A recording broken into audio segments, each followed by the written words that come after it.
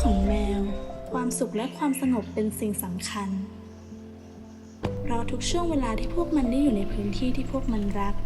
คือการตามหาสมดุลของชีวิตแม้บางครั้งความรักและความเชื่อใจก็อาจทำร้ายพวกเราเอง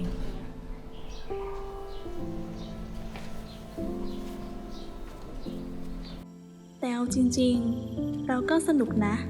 ที่ได้เติบโตไปพร้อมกันถึงแม้จะเป็นช่วงเวลาสั้นๆก็ตาม